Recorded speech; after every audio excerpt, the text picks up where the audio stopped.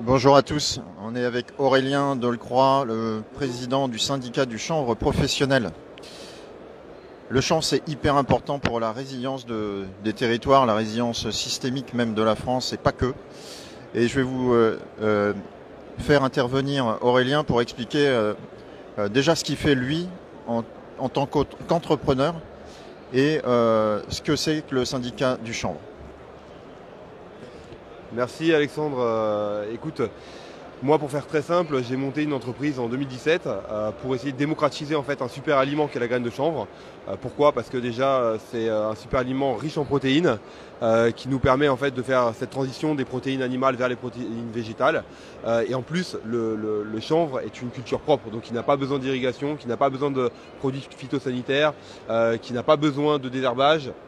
C'est une mauvaise herbe qui pousse vraiment toute seule et en plus elle a une action même positive sur l'environnement puisqu'elle va restructurer les sols, avoir une action du coup sur la biodiversité et augmenter notamment les populations de pollinisateurs et en plus de ça c'est une plante qui a un bilan carbone négatif parce qu'elle absorbe beaucoup plus de CO2 qu'une forêt. Donc que des avantages à le cultiver et pour faire en sorte qu'on en cultive plus, à mon sens, il faut réussir à démocratiser ce produit et donc à le réintroduire dans la vie quotidienne des Français. Il ne faut pas oublier que le chanvre, ça a toujours fait partie de notre vie quotidienne, jusqu'à il y a 70-80 ans. Où Ça se mange, hein. le chanvre, ça se mange bien sûr, donc on en fait des pâtes à tartiner, on en fait des biscuits apéro, on en fait du snack, avec la feuille et la fleur on fait des infusions, on en fait de l'huile, et nous on l'introduit dans tout un tas de produits du quotidien, donc des granolas, des pâtes à tartiner. Notre ambition c'est de permettre à monsieur, madame, tout le monde de manger du chanvre tout au long de la journée, donc dès le petit déjeuner jusqu'à la tisane du soir, en passant par une barre énergétique quand on fait son sport ou des biscuits pour l'apéro. C'est quoi la différence entre le CBD et le THC? Alors le CBD et le THC, donc là on parlait de la graine, on va se concentrer très rapidement sur effectivement plutôt la fleur. Dans la fleur il y a des principes actifs, les plus connus sont le THC et le CBD. Le THC c'est un principe actif psychotrope, donc euphorisant.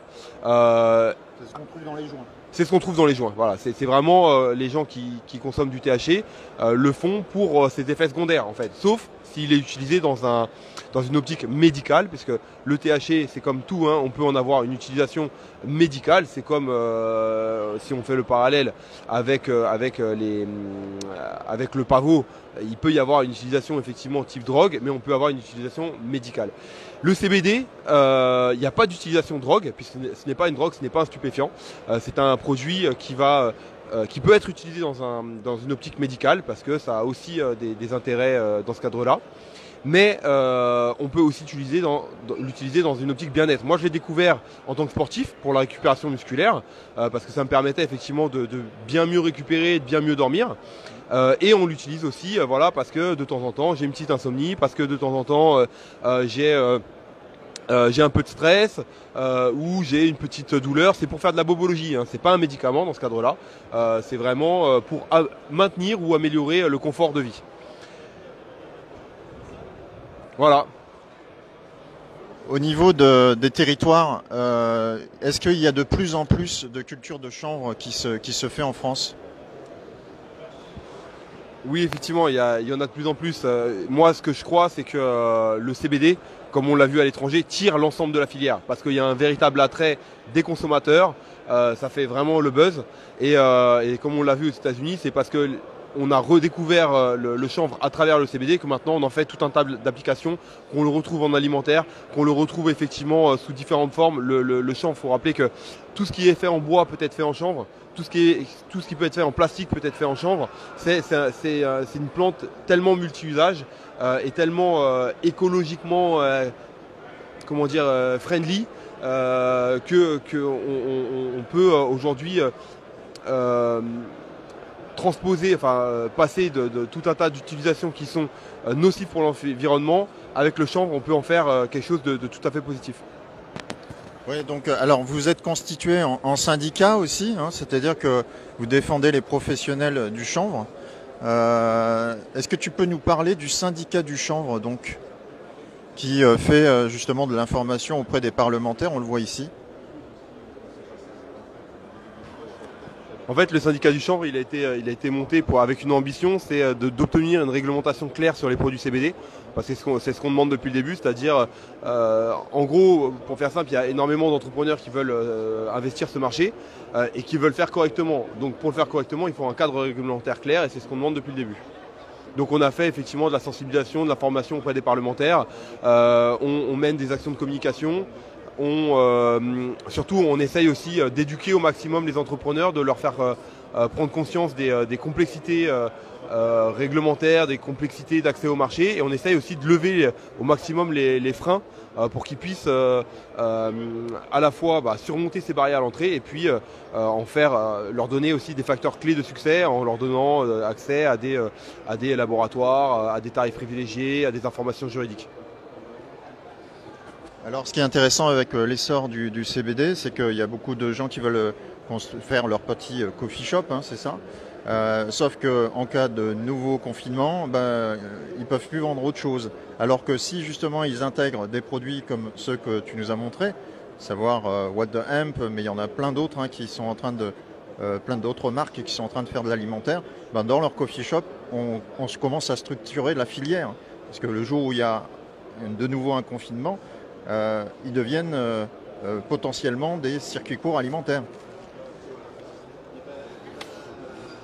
Oui, effectivement. Alors, plutôt que le terme de coffee shop, je préfère vraiment le terme de CBD shop, parce que coffee shop, ça fait vraiment l'amalgame avec les coffee shops d'Amsterdam où on vend du cannabis récréatif. Donc on essaye au maximum de ne pas jouer sur l'amalgame, parce que c'est prêter le flanc aux critiques de la part des autorités.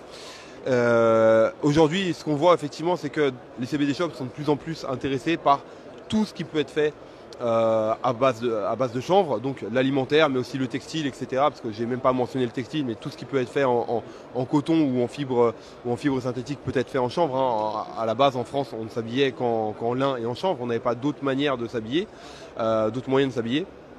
Donc, et effectivement, on voit que ce que je disais tout à l'heure, le CBD tire l'attrait général des gens pour le chanvre, y compris pour le chanvre alimentaire. Merci Aurélien. On le répète, on manque de résilience alimentaire sur nos territoires. Il y a même le Conseil national de la résilience alimentaire qui s'est créé sur une idée, enfin moi je le prétends, de Stéphane Linou, qui est un alerteur depuis 20 ans sur le manque de production locale alimentaire en cas de problématique sur la mondialisation et donc des supermarchés, des supérettes qui pourraient être vides. Et donc cette filière chanvre est vraiment à considérer pour qu'on puisse très vite reproduire en local tant de l'alimentation que de l'énergie. On pense à Keros Energy qui fait de l'hydrogène à partir du chanvre. Bref, il y a tout un tas de structures à réorganiser autour du chanvre. Un dernier mot ?